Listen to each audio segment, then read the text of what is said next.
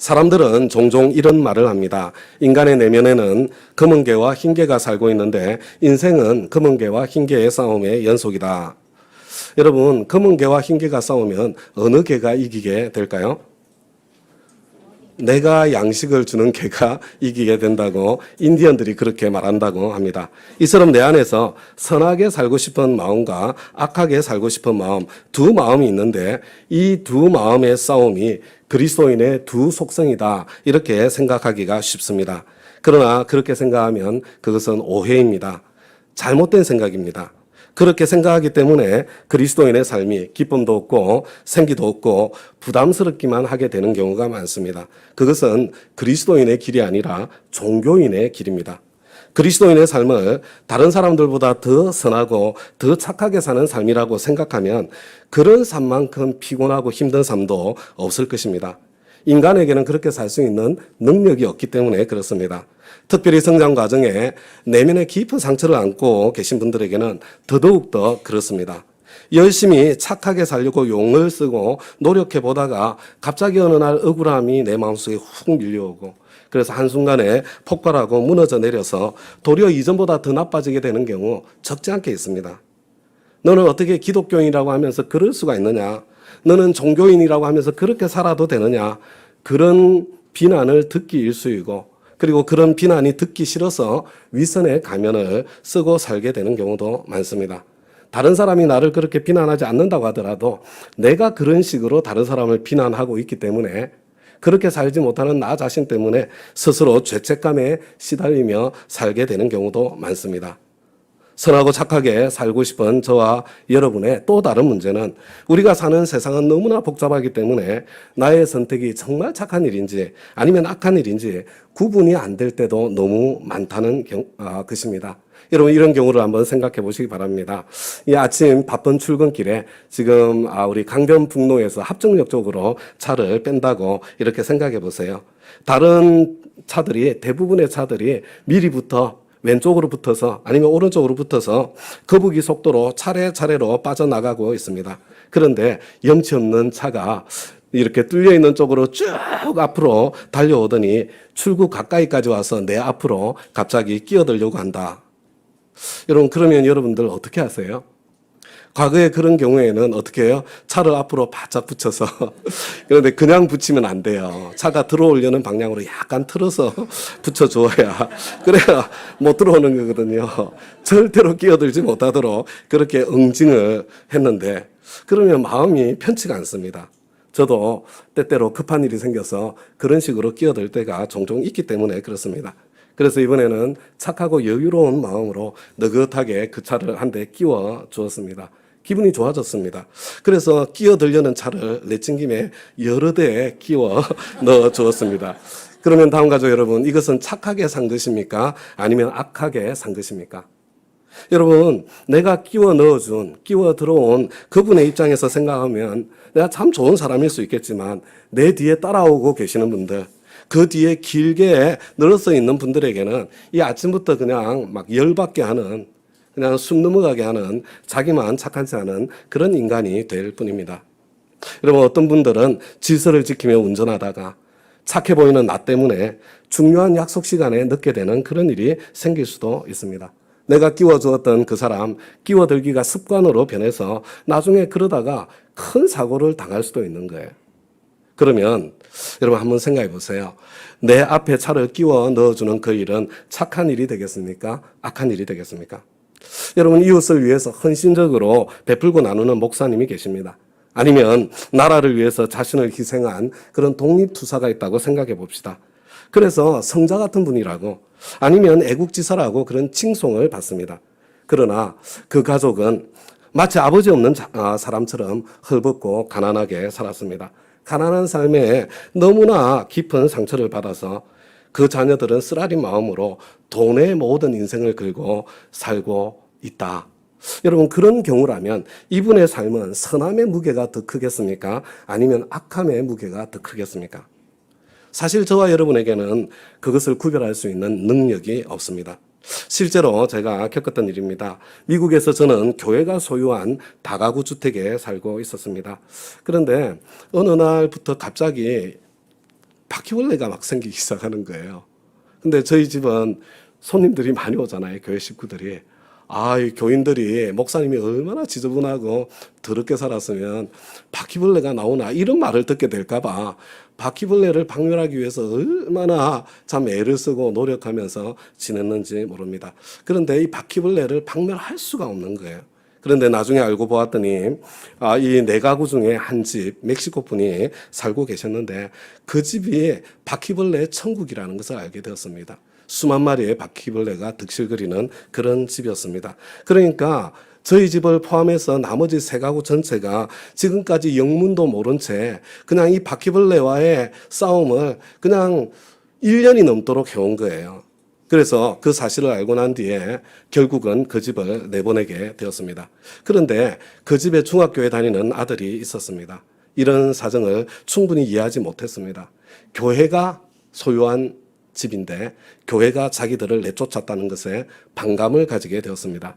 이 아들이 영영 이 일 때문에 예수님을 못 만나게 되는 그런 일이 생긴다면 여러분 이 가족을 교회 소유 집에서 내보내게 된 것이 선한 일이 되겠습니까? 악한 일이 되겠습니까? 그리스도의 두 속성은 희냐 금으냐 선하냐 악하냐의 문제가 아닙니다. 조금만 생각해 보면 나는 이 복잡한 관계의 세상 속에서 선과 악을 구별할 수 있는 능력조차 없다는 것을 인정하지 않을 수 없을 것입니다. 그리스도인의 두 속성은 흰 개와 검은 개의 싸움이 아닙니다. 그리스도인의 두 속성이라고 할 때 첫 번째 속성은 내가 내 인생의 왕이 되고 주인이 되어서 선함이든 악함이든 내가 모든 것을 결정하고 선택하는 그런 삶의 방식. 여러분 그게 아노미야, 그게 무법, 그게 내가 하나님 노릇하며 사는 삶의 모습입니다. 그리고 두 번째 속성은 내 안에 내 인생의 왕으로 주인으로 오신 예수님께서 내재하시는 그리스도께서 실제로 내 삶을 주관해서 이렇게 인도해 가시는 그런 삶, 내가 내 인생의 왕좌를 구체적으로 내어드린 삶의 방식이라고 할 수 있습니다. 그래서 그리스도인에게만 두 속성이 있습니다. 여러분 자연인에게는 자기가 왕으로 사는 한 가지의 속성밖에 없습니다. 다음 가죠 여러분. 그리스도인의 두 속성이 뭐라고요? 내가 왕이냐 아니면 예수님께서 왕이신가? 내가 여전히 내 인생의 주인으로 살고 있는가? 아니면 내가 죽고 내재하시는 그리스도, 내가 내 인생의 구주와 주님으로 영접한 바로 그분 우리 주님께서 내 인생의 주인으로 살고 계시는가? 다음 가죠 여러분. 저와 여러분의 행복한 신앙생활을 하려면 이것을 구별할 줄 아는 능력을 소유하셔야 합니다. 내가 왕으로 살고 있는지, 여러분 예수님을 내가 정말로 왕으로 모시고 살아가고 있는지 이것을 구별한다는 것, 이게 쉬운 일이 아닙니다. 여러분, 저와 여러분 오늘 참 추석 연휴 중에 이 주일 예배를 드리기 위해 이 자리에 앉아 계시는데요. 주일 성수를 가지고 한번 생각을 해보십시다. 저와 여러분 이 자리에 오늘 왜 이 자리에 오셨습니까? 어떤 사람들 주일에 조금이라도 돈을 더 벌기 위해서, 혹은 세상의 즐거움이나 쾌락을 위해서, 혹은 게으름으로 편하게 쉬기 위해서 주일을 그냥 제껴버리는 그런 경우가 있지 않습니까? 만약에 그런 분이 있다면 이 사람은 누가 왕으로 살고 있는 거예요? 이런 경우는 명백합니다. 그냥 내가 왕으로 살고 있는 거예요. 내가 왕으로서 검은 개의 선택을 한 사람이다. 이렇게 생각할 수 있습니다. 그런데 여러분 교회 열심히 다니면 사업에 적지 않은 도움이 될 때가 있지 않습니까? 그래서 그 지역에서 가장 큰 교회를 찾아서 선택해서 그 교회에 출석하면서 열심히 주일 성수도 하고 여기저기 봉사활동도 하면서 사람들을 사귀어갑니다. 여러분 그렇게 신앙생활 할 때 지금 누가 왕인 겁니까? 여러분 이런 경우도 겉모양은 주일 성수하는 모습으로 보이지만 여러분 내가 왕으로 살고 있는 거예요. 여러분 이게 꼭 나쁜 일입니까? 저는 꼭 나쁜 일이라고 생각하지는 않습니다. 충분히 그럴 수 있다고 생각합니다. 그러나 주일 성수를 하고 있는 것은 사실이지만 내가 왕이 되어서 나의 욕망을 따라 주일 성수를 하고 있는 것입니다. 여러분 미국에서는 이런 일이 굉장히 많습니다. 한국에서는 제법 이렇게 알아주는 그런 인생을 살고 있었는데 미국으로 이민 와서는 언어 장벽 때문에 미국 주류 사회에는 도저히 낄 수가 없는 그런 분들이 계십니다. 그런데 교회 얼마나 좋아해요? 교회는요, 모임에만 빠지지 않으면, 헌금만 좀 많이 하면 막 사람들이 박수치고 알아주지 않습니까? 큰 교회 장로님이 되면 그냥 막 폼도 나고 힘도 있지 않습니까? 그래서 지역에서 제일 큰 교회를 선택해서 출석하면서 장로님이 되는 것을 목표로 열심히 주일 성수도 하고 헌금 생활도 합니다. 다른 누구보다 신앙생활 잘할 수 있어요. 여러분, 이 사람 누가 왕입니까? 자기가 왕이지요. 누구보다 탁월하게 주일 성수를 하고 있지만, 그리고 뭐 사람이 충분히 그럴 수도 있겠다 이해도 되지만, 자기가 왕이 되어서 자기 욕망을 따라 주일 성수를 하고 있는 것이지요. 여러분, 이런 분들이 장로 투표에서 한번 떨어져 보세요. 그런 교회가 뒤집어지고 난리가 나게 되는 일이 생기는 것입니다. 가정의 평화를 위해서 주일 성수를 하시는 분들이 계십니다. 저는 이런 분들을 존경합니다. 참 착하고 귀한 분들 아닙니까? 그러나 그렇다고 하더라도 누가 왕입니까? 여러분, 자기가 여전히 주인으로 왕으로 살고 있는 것입니다. 어떤 분들은 반드시 무슨 일이 있어도 주일에는 교회 꼭 가야 되는 그런 분들이 계십니다. 예를 들어서 아주 자기가 아파서 죽을 것 같이 힘들어도 주일 예배에 빠져서 마음이 찜찜하고 힘든 것보다는 차라리 몸이 힘든 게 더 낫지, 그러고 교회에 출석하시는 분들이 계십니다. 만약에 그런 분들이 내가 몸이 너무 많이 아파서 교회에 출석하지 주일을 지키지 못했는데, 그런데 증세가 더 악화되면 내가 주일을 지키지 않아서 벌을 받은 것이라고 이렇게 생각을 하며 죄책감에 괴로워합니다. 사실 그 몸으로 참 주일 교회까지 나갔더라면 몸이 더 아팠을 가능성도 많이 있고, 다른 사람에게 그 질병을 전염시켜서 피해를 끼칠 가능성도 있었는데 오히려 죄책감으로 괴로워하는 거예요. 자, 한번 생각해 보세요. 이분은 지금 누가 왕으로 신앙생활을 하고 있는 것입니까? 목숨을 걸고 헌신적으로 주일 성수를 하고 있는 것처럼 보이지만, 여러분, 이분도 여전히 자기가 왕입니다. 자기가 왕으로서 율법에 매여서 지금 주일 성수를 하고 있는 것입니다. 지금까지 제가 말씀드린 모든 경우는 주일을 지키든지 지키지 않든지, 착하게 보이든지 교활하게 보이든지 악하게 보이든지 자기가 왕으로 살고 있는 그런 삶의 모습이고, 그런 삶의 연장일 뿐인 것입니다.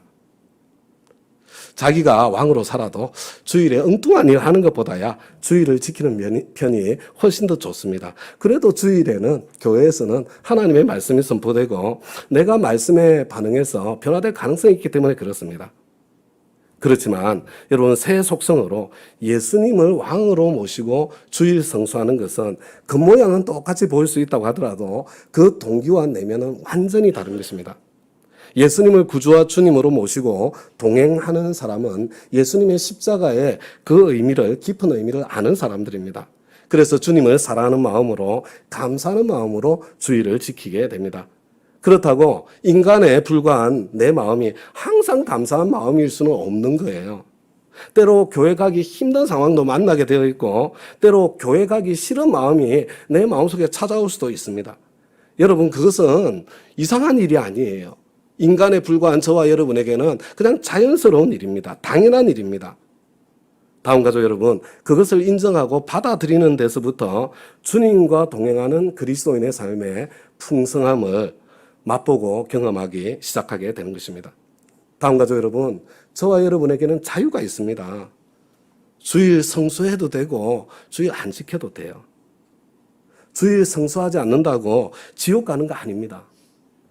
새 속성으로 사는 삶은 내 상황과 내 마음을 솔직하게 주님께 말씀드리는 것, 여기에서부터 시작이 됩니다. 여러분, 이걸 한번 해보세요. 해보시면 알게 됩니다. 내재하시는 예수님께서는 내 몸이 좀 아파도, 내가 좀 손해를 보거나 오해를 받는 일이 있어도 교회 가고 싶은 마음, 교회 가야 된다는 생각을 불러일으켜 주실 때가 많습니다. 그런데 다음 가족 여러분, 내재하시는 예수님께서는 주일에 저와 여러분이 꼭 교회에 출석하도록만 인도하시는 것이 아니라 대신 집에서 쉬거나 혹은 다른 일을 하도록 인도하실 때도 있습니다. 아마 여기 교회 오래 다니신 분들은 마음이 조금 아슬아슬하실 겁니다. 지금 도대체 목사님이 무슨 말을 하고 있지? 성수 주일 하라는 말이야, 하지 말라는 말이야, 뭐 이런 생각이 들 수 있어요. 그런데 다음 가족 여러분, 성령님께서는요, 때로 자신의 건강을 위해서나 아니면 다른 사람의 건강을 위해서 주일에 교회 나가지 않는 것이 좋겠다고 그렇게 말씀해 주실 때도 있습니다. 코로나가 창궐할 때 우리는 이런 선택의 기로에 설 때가 적지 않게 있었습니다. 때로 긴급하게 생사의 문제가 걸린 그런 분을 섬기기 위해서 의사 선생님들에게는 그런 필요가 생길 때가 있거든요. 혹은 직장 동료들을 배려하기 위해서 주일 예배를 희생하도록 하실 때도 있습니다. 내재하시는 예수님께서는 때로 구원받아야 할 가족이나 친지를 위해서 혹은 가족과 함께 누릴 그 기쁨의 시간을 위해서 본 교회에 꼭 나와서 주일 예배 드리는 대신에 친지가 사는 곳에 있는 교회에 가서 예배를 드린다든가 아니면 함께 여행을 가서 여행지에 있는 그 교회에서 주일 예배를 드리도록 얼마든지 인도해 주실 수 있습니다. 추석 연휴를 맞이한 오늘의 주일 그렇게 예배 드리는 분들 지금도 많이 계시지 않습니까? 다음 가족 여러분, 혹시 막 좀 아슬아슬하다 이렇게 생각하시는 분들 계십니까?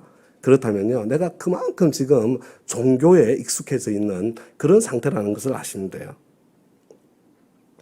근데 그 아슬아슬한 마음 충분히 이해합니다. 그렇다면 내가 예수님의 인도하심을 빙자해서 내 욕심과 내 게으름을 혹시 정당화하고 있는 것은 아닌지, 겉모양은 예수님을 왕으로 모신 것처럼 보여도 실상은 더 교묘하게 자기 자신의 왕으로 살고 있는 것은 아닌지, 인간은 은총이 과하면 방자하게 되잖아요.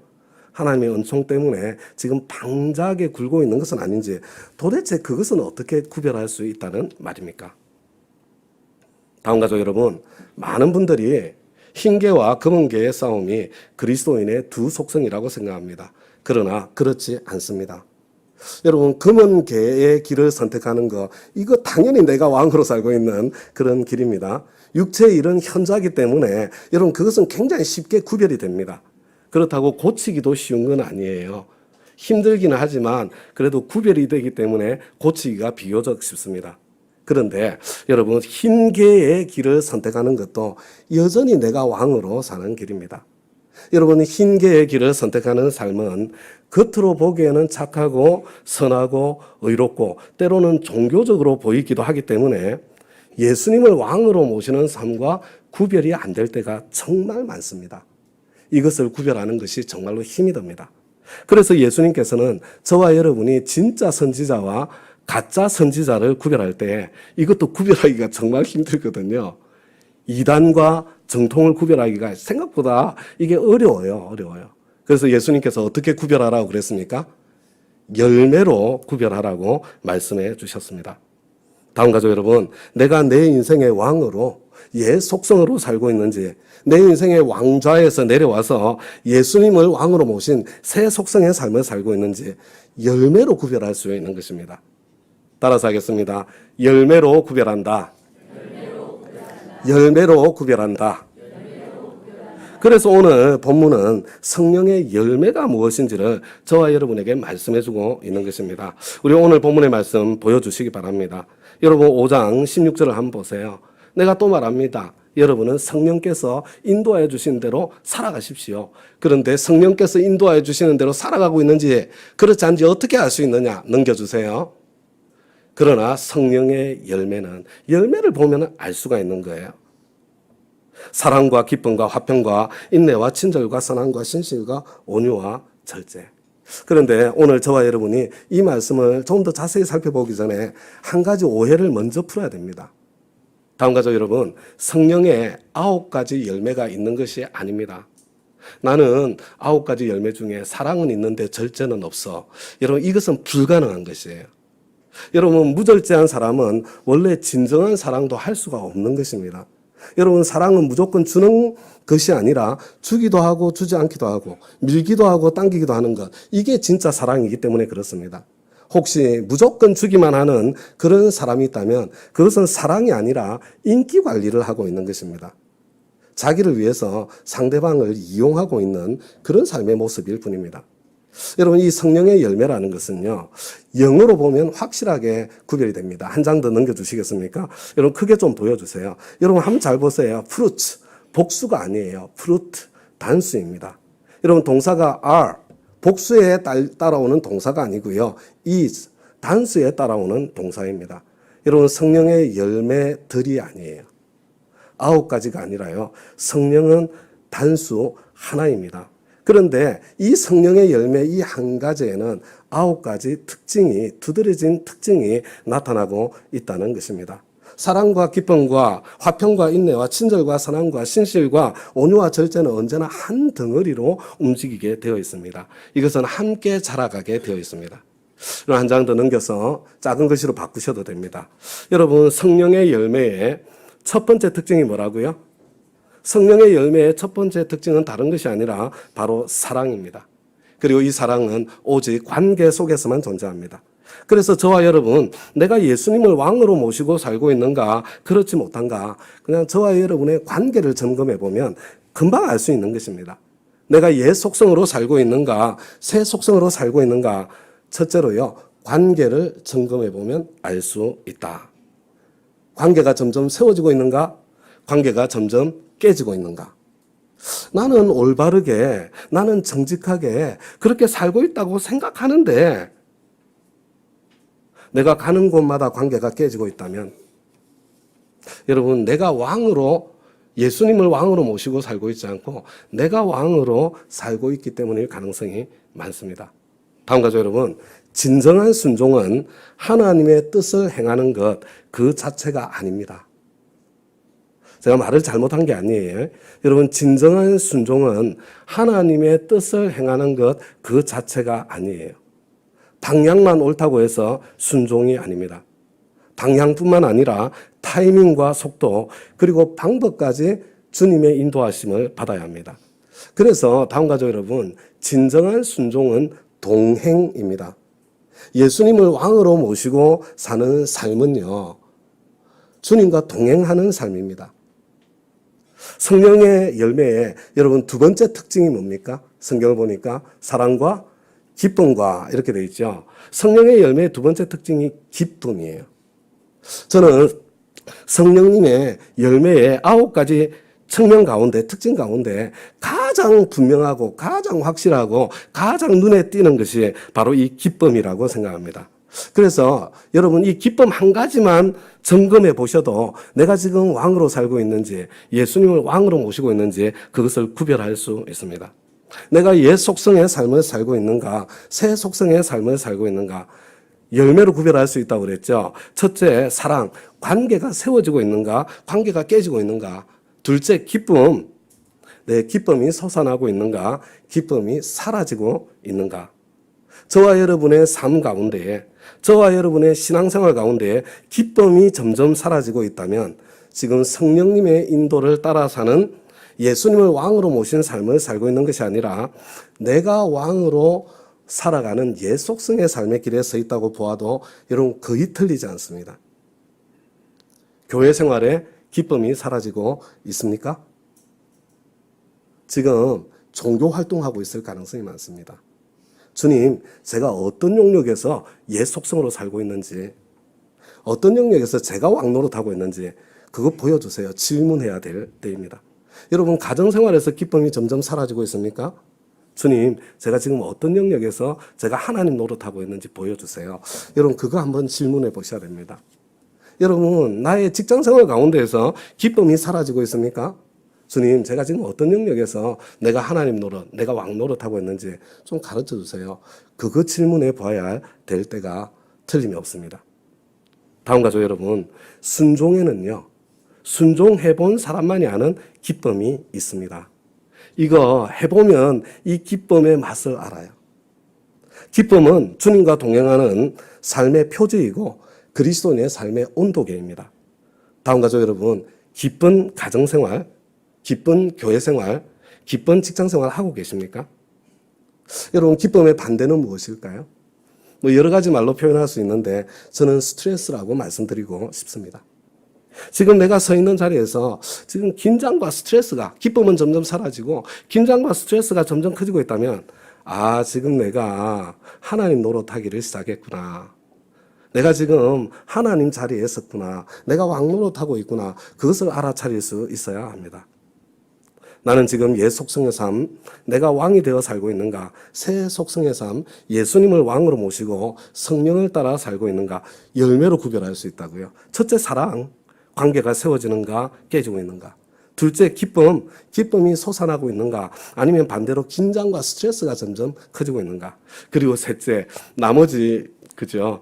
7개를 다 하면 얼마나 시간이 걸리겠어요? 저는 나머지 7개, 이 성령의 열매의 특징들을 부드러움, 따뜻함, 유연성, 이게 비슷한 단어들이거든요. 저는 이 단어로 표현하고 싶습니다. 그리고 이것의 반대는 뭐예요? 경직됨, 아니면 고집이라고 표현할 수 있습니다. 나는 유연하고 따뜻하고 부드러운 사람인가? 아니면 경직되고 차갑고 고집스러운 사람인가? 다음 가족 여러분, 내가 내 인생의 왕으로 흰 개를 선택해서 사는 삶은 옳게 보이기는 한데 고집스러운 모습으로 나타날 때가 굉장히 많습니다. 굉장히 열심히 주님을 섬기는 것 같은데 인간관계는 산산이 깨어져 나가고 신앙생활에는 기쁨이 없고 인생에는 고난과 아픔이 끊어지지 않는 그런 경우를 혹시 보신 적이 있습니까? 굉장히 열심히 주님을 섬기는 것처럼 보이는데 인간관계는 계속 깨져 나가고 신앙생활에는 기쁨이 보이지 않고 그 인생에는 고난과 아픔이 끊이지 않는, 혹시 그것 때문에 답답하신 분들 이 자리에 계시잖아요. 여러분, 그 원인이 여러 가지가 있을 수 있는데요. 그 중에 가장 중요한 원인 중에 하나가 자기의 의로운 자아 때문입니다. 이 의로운 자아의 고집은 구별하기도 쉽지 않고 그것을 꺾기도 쉽지가 않습니다. 여러분, 이 고집이 사실은 죄의 본질인 아노미아의 다른 모습입니다. 여러분, 하나님의 백성은 주님께서 가라면 갈 수 있고 서라면 설 수 있어야 되는데, 여러분, 의로운 자아는 움직이기도 쉽지 않고요, 멈추기도 쉽지 않습니다. 이 의로운 자아는 멈춰지지가 않습니다. 고집스럽습니다. 다음 가족 여러분, 제가 말씀드린 것처럼 진정한 순종은 하나님의 뜻을 행하는 것 그 자체가 아니에요. 방향만 옳다고 순종이 아닙니다. 방향뿐만 아니라 타이밍과 속도 그리고 방법까지 주님의 인도를 받아야 합니다. 그래서 진정한 순종은 동행이라고 말씀드렸습니다. 예수님을 왕으로 모시고 사는 삶은 매 순간을 주님과 동행하는 삶입니다. 그렇기 때문에 의로운 고집을 끊는다는 것은요, 여러분, 방향을 포기한다는 것을 이야기하는 것이 아니에요. 여러분, 방향은 하나님께서 성경 말씀을 통해서 써서 주신 것에 저와 여러분이 방향을 맞추고 있기 때문에 여러분, 이 방향은 바꿀 수 없고 이 방향을 꺾을 수 없는 거예요. 여러분, 의로운 고집을 끊는다는 것은 속도를 조절할 줄 아는 사람이 된다는 것입니다.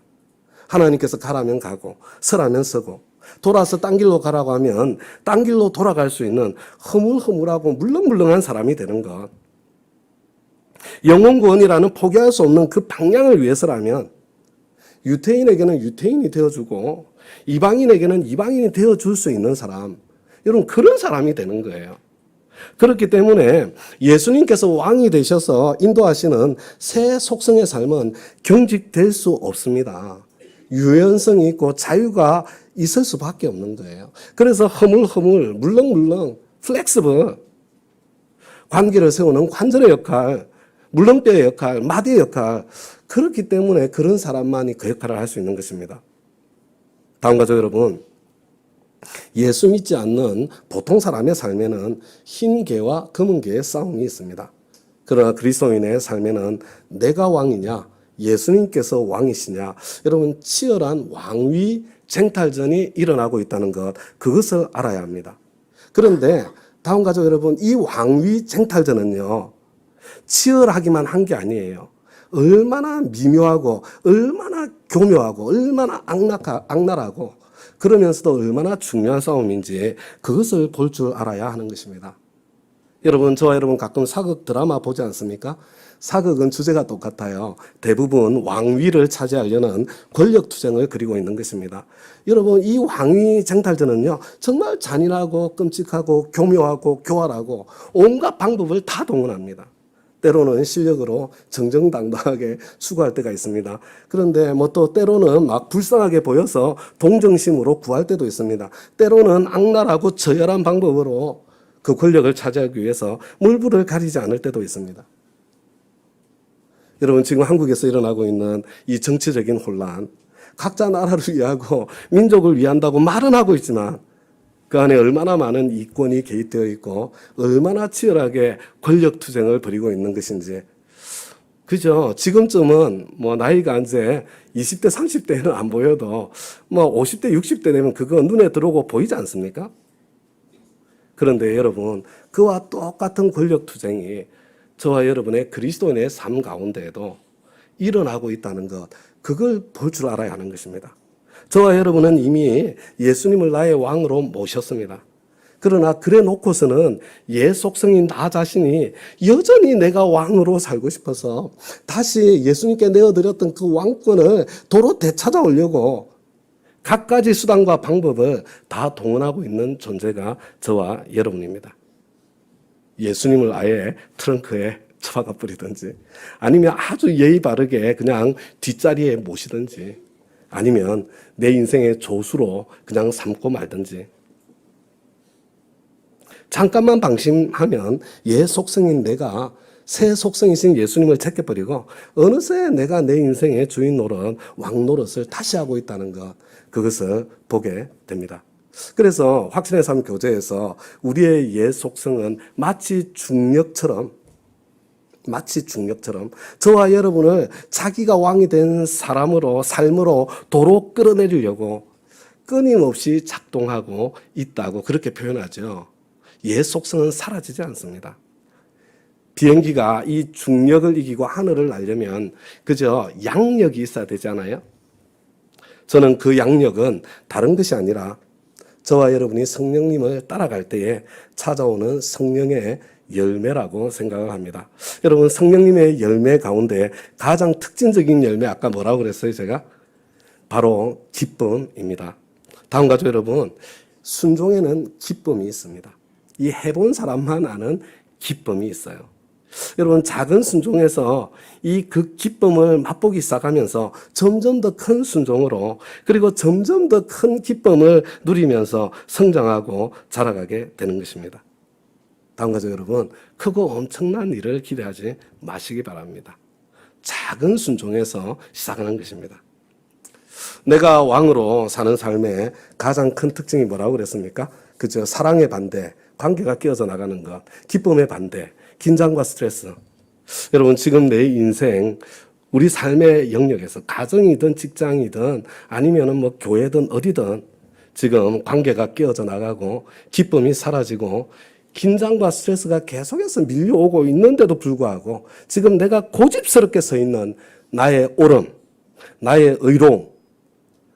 여러분, 이것이 무엇인지 그것을 볼 수 있기를 바랍니다.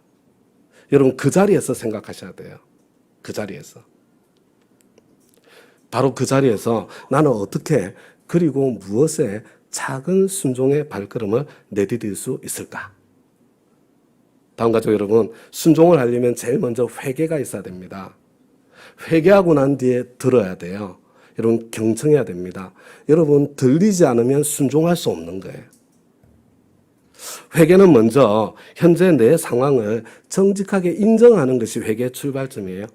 주님, 저는 정말 바르게 살려고 노력했는데 신앙생활에서 제일 중요한 관계는 계속 깨져나가고 있습니다.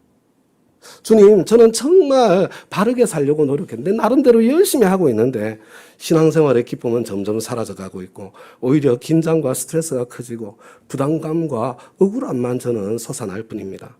주님, 저는 정말 바르게 살려고 노력하고 있는데 나름대로 정말 애쓰고 있는데 내 인생에는 하나님의 축복이 흐른다기보다는 마치 하늘문이 닫힌 것처럼 답답하기만 할 뿐 하나님의 축복의 흔적도 보지 못하고 있습니다. 여러분, 그렇다면요, 그걸 솔직하게 주님 앞에 먼저 고백하는 이게 회개의 출발점이에요. 주님, 제가 지금 왕노릇하고 있는 것이 틀림이 없는 것 같습니다.